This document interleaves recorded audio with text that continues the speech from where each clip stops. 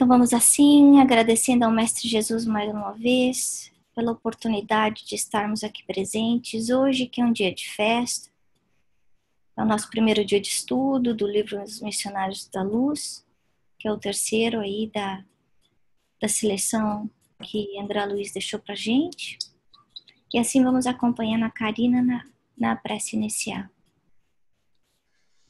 Vamos respirar fundo, pedir a presença dos nossos amigos, mentores espirituais do plano maior, pedir a presença e a bênção do nosso Mestre Jesus, que esse estudo seja proveitoso, que hajam muitos frutos que saiam daqui para nossa família, para nossa sociedade, para nossa vida, que esse estudo seja mais um passo na construção do nosso crescimento moral e espiritual, que todos os anjos, nossos guardiões, estejam conosco e nos ajudem a seguir em frente com esse plano.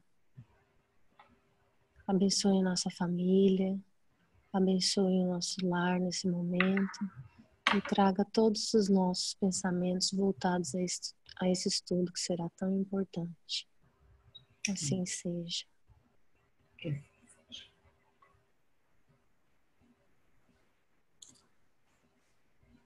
Assim seja, graças a Deus.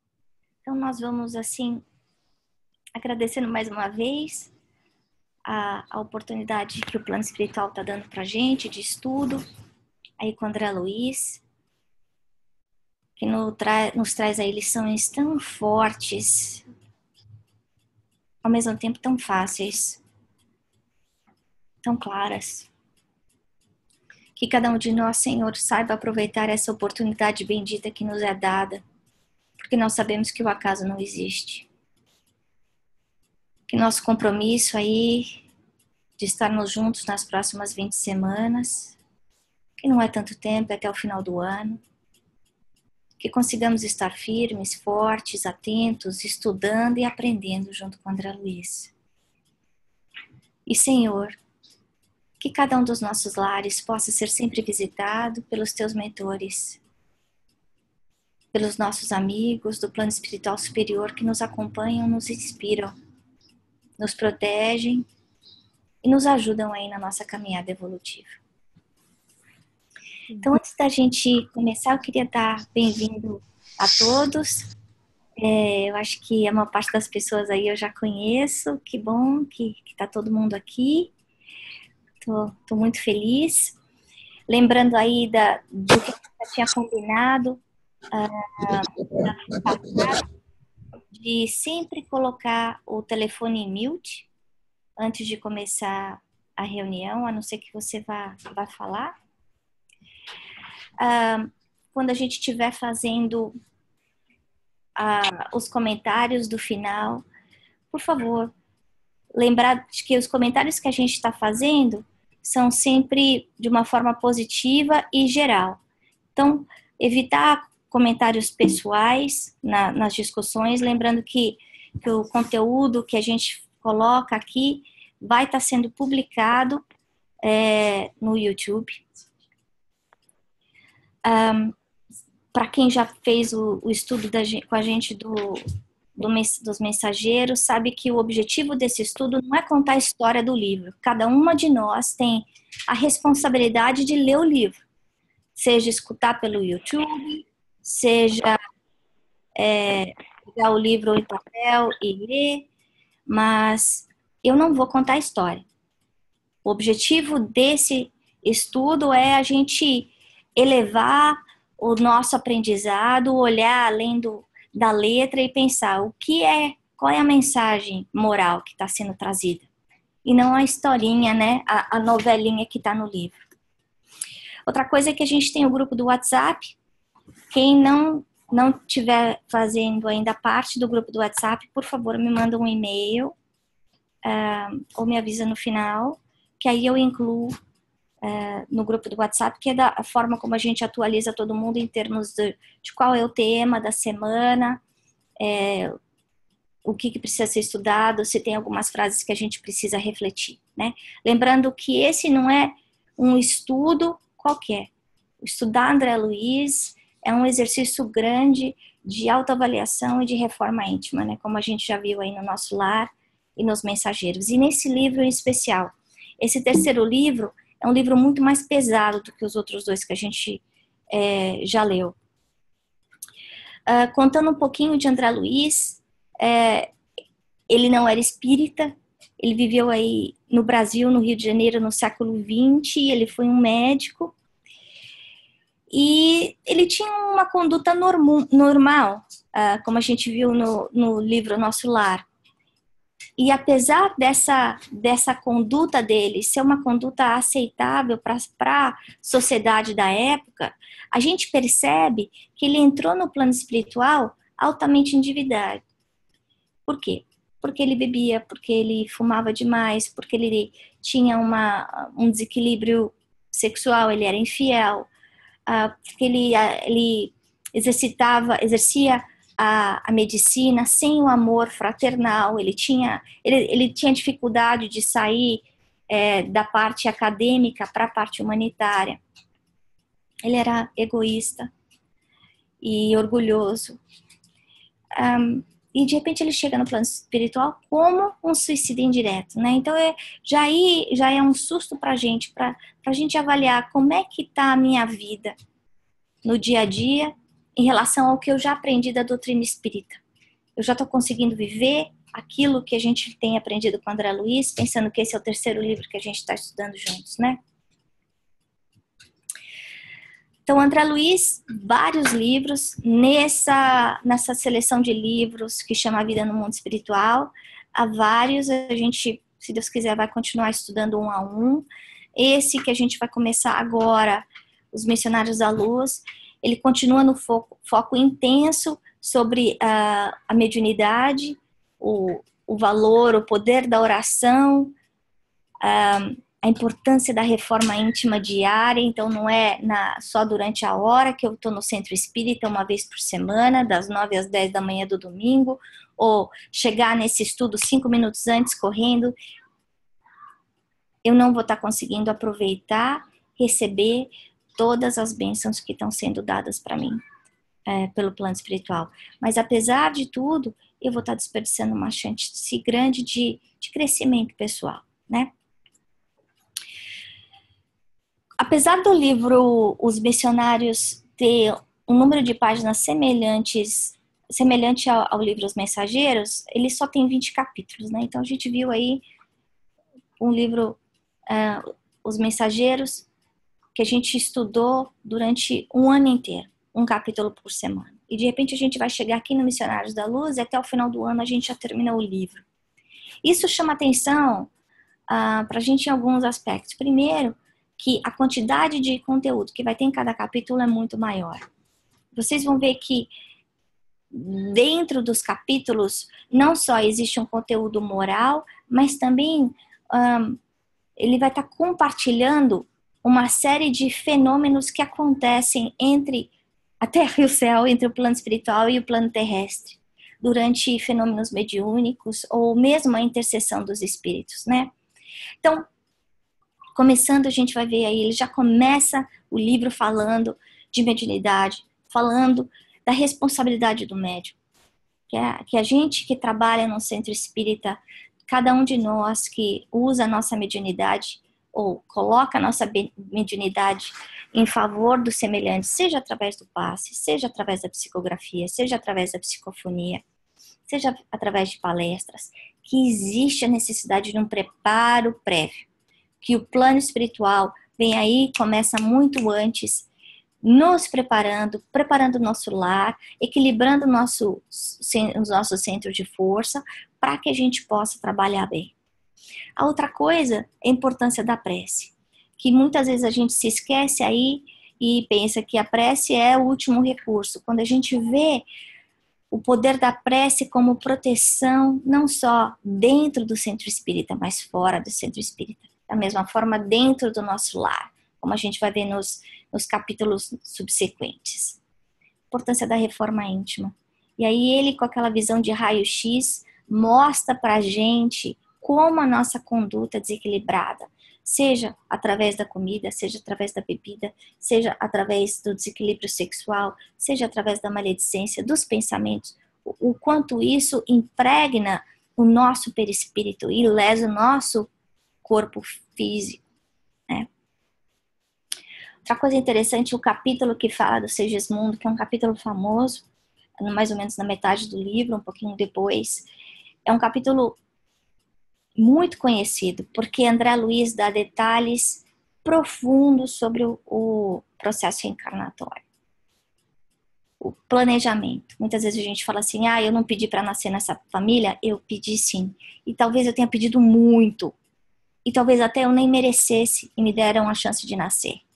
E daí então vem a minha responsabilidade com aquelas pessoas que vivem comigo, com os meus pais, sejam bons pais ou maus pais, a bênção da vida, como é retratada aí. A gente vê aí o Segismundo reencarnando, ele que era inimigo da família, a família aceitando ele de volta. Não significa que vai ser uma encarnação fácil.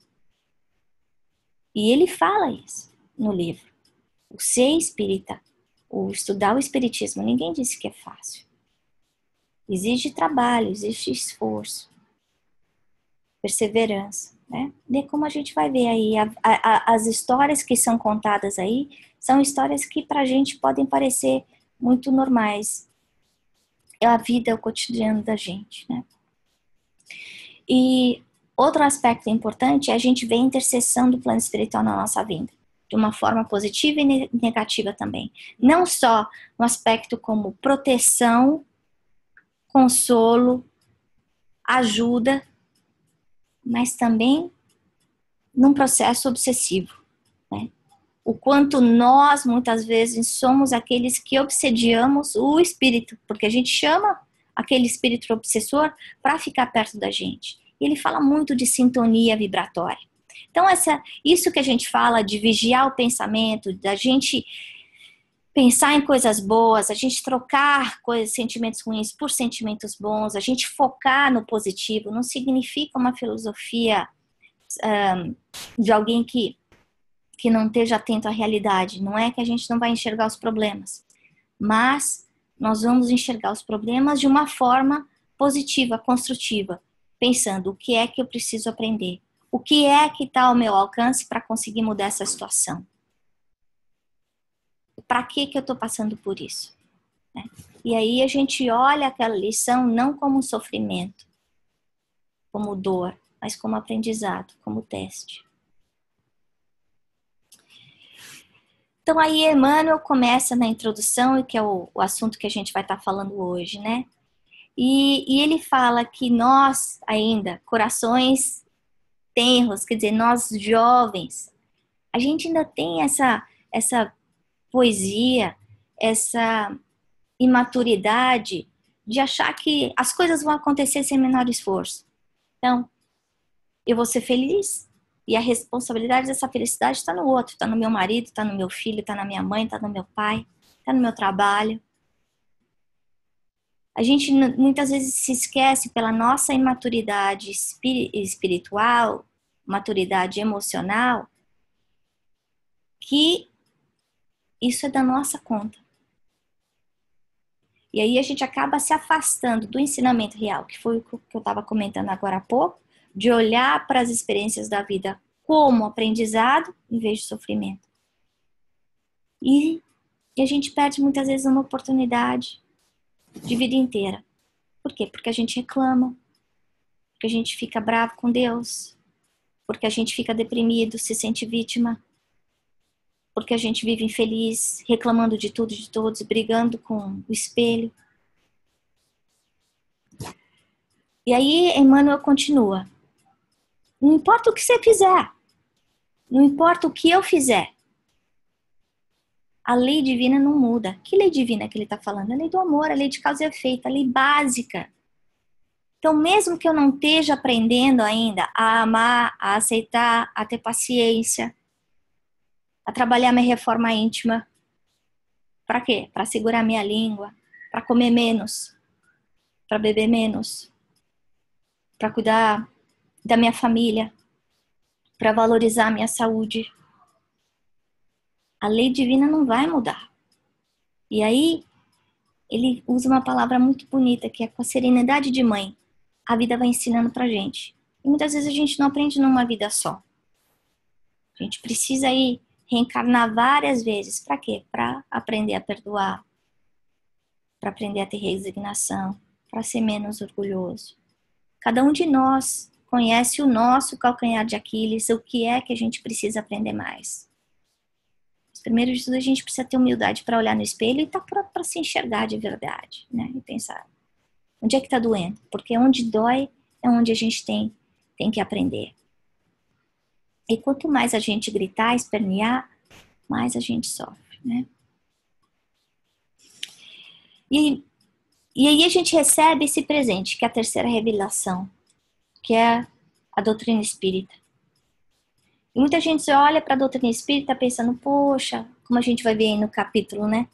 No primeiro capítulo, nossa, que bom, doutrina espírita, que bênção, que consolo, como ela abençoa a minha vida. E a gente olha para a doutrina espírita que nem band-aid. A gente só lembra de ser espírita na hora de tomar o passe ou por conveniência, porque se eu tiver que me mexer, se eu tiver que me esforçar, aí não me interessa. Se eu tiver que mudar minha rotina para viver os ensinamentos de Jesus, estou muito ocupada, estou muito cansada. O espiritismo não é só consolo. O espiritismo é acima de tudo, educação. Então, quando a gente vê o Evangelho segundo o Espiritismo, ele está dando para a gente as ferramentas para quê? Para a gente fazer a nossa reforma íntima. Por quê? Porque esse é nosso cartão de liberdade, é o nosso livre conduto. Por quê? Porque a partir do momento que eu não erro mais, eu não preciso mais sofrer. Enquanto eu ficar na posição, como a gente viu antes, de criança mimada, chorona, reclamando, eu vou continuar sofrendo. A partir do momento que eu uso esse aprendizado da doutrina espírita, entendendo que a vida é muito mais do que esses 70, 80, 100 anos que eu estou vivendo, que eu sou um espírito eterno, criado por Deus, a sua imagem e semelhança, que eu nunca estou sozinha, que o fardo que eu carrego não é maior do que eu conseguiria, e que além disso eu tenho as ferramentas. Quais ferramentas? O amor, a paciência, da prece, de amigos que estão ao nosso lado, de mensagens que chegam na nossa mão, de um monte de palestras do YouTube, que podem me ajudar a me reequilibrar. Né? Então, o caminho está aí, está com os sinais prontos. Agora, depende de quem? Depende da Ana querer andar o caminho. Cada um de nós é responsável pelas nossas escolhas, né? Mas a gente não olhar para o espiritismo que nem band-aid. A gente lembrar que o espiritismo tem que ser usado como profilaxia, né? Como elemento de transformação dentro de nós. E aí André Luiz continua falando. Então, vida é oficina de trabalho, é esforço, né? E cada um de nós que já sabe um pouco da doutrina espírita, que já aprendeu um pouco com André Luiz, com Joana de Ângeles, com Emmanuel, nós somos semeadores dessa nova era. Então, a transformação do planeta Terra, passando de um planeta de expiações e provas para um mundo de regeneração, é nossa corresponsabilidade também. Que a gente viu no livro Os Mensageiros, que o nosso pensamento impregna não só o nosso corpo, como nossa casa, como a nossa cidade, como o nosso planeta, né? Então, a qualidade dos nossos pensamentos, a qualidade do nosso comportamento vai estar pesando aí na velocidade da evolução da Terra. E como é que a gente faz isso? Como é que a gente ajuda? É fazendo a nossa reforma íntima, constante, todo dia. Quando pisam no nosso pé, quando a gente está com vontade de fugir, quando está doendo muito e a gente tem vontade de reclamar e pisar no calo do outro. É aí que vem a reforma íntima. Ele fala, é esforço próprio, é luta incessante. E ele dá a ferramenta pra gente, né? Primeiro a gente já tem aí a sementinha dentro da gente, que é da fé, que veio no momento que a gente foi criado por Deus. E a outra é a oportunidade do estudo. A gente sabe que por exemplo desse estudo aí, meia horinha durante a semana, mas só da gente fazer a ligação com o plano espiritual maior, a gente muda de faixa. Muitas vezes na quarta-feira nós estamos cansados, o dia foi difícil, a gente tem vontade de ir para a cama e dormir. E aí a gente estuda e se sente reenergizado, reabastecido. Por quê? Porque quando a gente muda o pensamento da gente, a gente muda a qualidade da nossa vida. Daí a importância do estudo, e mais uma vez eu vou falar para vocês. Peguem um livro, comprem um livro. O livro pode ser achado na Amazon, no centro espírita que vocês participam, pode ser feito download. Leiam um livro, porque toda vez que a gente aproveita uma leitura positiva, a gente muda a qualidade do nosso pensamento e a gente trabalha na nossa autocura, né?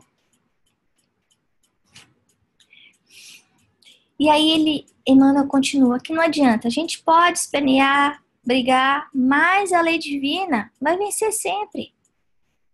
E nós, como espíritos eternos, nós vamos ter que reencarnar quantas vezes forem necessárias, até a gente chegar à perfeição.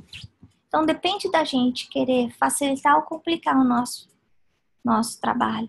E é engraçado porque a gente pensa em Deus como pai, mas ele coloca como pai e mãe, né? Então, pensar em Deus que estende a mão, que tem uma paciência maternal, incondicional, que não importa quantas vezes a gente caia, tropece, que continua amando a gente do mesmo jeito, né? E aí Emmanuel termina a introdução. E para quem não teve chance de ler a introdução inteira, pelo menos ler os 2 últimos parágrafos, porque ele faz aquele resumo pesado, assim, e ele com aquela capacidade de colocar muito conteúdo, condensar muita coisa num número muito pequeno de palavras. Ele como escritor, muito talentoso, né? Um espírito de muita luz. Primeiro fala pra gente, quem é o homem? O homem é o espírito eterno. Nós somos espíritos eternos, né? Não somos esse corpo, essa casca, o cabelo preto, o olho marrom. O que é o perispírito? O perispírito é esse molde que vai absorver tudo que a gente sente, tudo que a gente pensa, tudo que a gente faz. Então a gente está mudando o nosso perispírito o tempo inteiro. E quando a gente desencarnar, vai ser esse molde que vai ser aproveitado na próxima encarnação. Daí a importância da gente tomar conta desse molde. Se eu não sei respeitar o meu corpo hoje, através de maus pensamentos, maus sentimentos, má conduta, eu estou lesando o meu corpo, mas eu também estou lesando o meu perispírito. E aí ele continua, a alma que recebe de acordo com o que planta. É a lei de causa e efeito. Então o espírito continua após a morte. Não muda. Tudo que eu fiz, tudo que eu sou, eu continuo sendo. Que os laços de amor e de ódio vão estar perto da gente sempre. Então a gente não sofrer, porque a gente não está mais perto dos nossos pais, dos nossos irmãos, ou daqueles que a gente amou muito. Por quê? Porque um laço de amor não separa, nunca. Da mesma forma, o laço de ódio também. E foi por isso que Jesus falou, vai lá e se reconcilia com teu inimigo enquanto tem tempo aqui, porque é mais fácil aqui na Terra do que depois. Aí ele também fala no capítulo sobre a reencarnação e todo esse processo de planejamento reencarnatório que é feito não só para a criança, mas com todo o círculo da constelação familiar. O detalhe do ponto do que é escolhido, qual é o espermatozoide que tem aquelas qualidades de DNA que são necessárias para a evolução de cada um de nós. E lembrando também que a revelação que é dada a nós é sempre progressiva. E a gente vê que a epífise, aí que é comentada por André Luiz, né, em 1945, só foi aí descoberta ou reconhecida décadas depois. Olhavam a epífise simplesmente como um pedaço do cérebro que ajudava a conter os hormônios de sexualidade das crianças. Quando, na verdade, a epífise é exatamente esse transmissor que liga a gente com o plano espiritual, né? É o que faz a gente ter essa memória espiritual dentro de nós. O instrumento é o cérebro. A epífise está aqui dentro do cérebro, mas é através dela que essa ligação, que essa conexão do plano espiritual vai acontecer. E da mesma forma que a gente está vendo que aí nesse livro a gente vê a revelação aí falando da epífise, no capítulo 2, em exemplos subsequentes, como a gente aprende, ou tem visto, a gente vai estar percebendo aí que outras áreas de que André Luiz comentou vão estar sendo comprovadas, né? Então, nós vamos aí agradecendo mais uma vez a oportunidade de estarmos aqui juntos.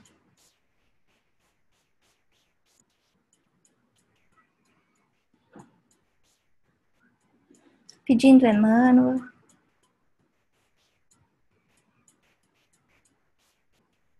que esteja junto de nós. Esse livro em que Chico foi preparado durante 2 anos. Que mesmo ele, Chico, não estava pronto para escrever ainda. Um livro que foi escrito com tantas mãos. Foi ditado por André Luiz, mas foi altamente editado pelos espíritos superiores, como a gente vê nas cartas aí, que contam um pouco da história da psicografia desse livro. Que nós saibamos, Senhor, aproveitar todo esse material didático para reavaliar a nossa conduta e trabalhar o nosso crescimento próprio. Valorizar a bênção que é a doutrina espírita na nossa vida.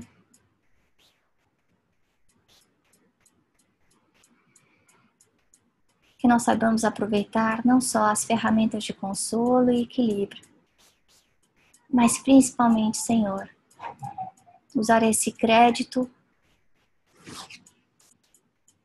da divindade para que nós modifiquemos os nossos vícios, comportamentos de passado, muitas vezes seculares. Mestre amado Jesus, abençoa essa oportunidade, abençoa cada um dos lares, de todas as pessoas que estão participando aqui. Envolve em bênçãos de harmonia todos os espíritos que colaboram e que aprendem junto conosco. Que cada um de nós, Senhor, possa sempre terminar esse estudo mais tranquilo, mais equilibrado, mais feliz, mas acima de tudo, Senhor, com aquele desejo sincero de renovação. E assim nós te agradecemos, Mestre amado Jesus, te pedimos que esteja junto conosco na próxima quarta-feira. Graças a Deus.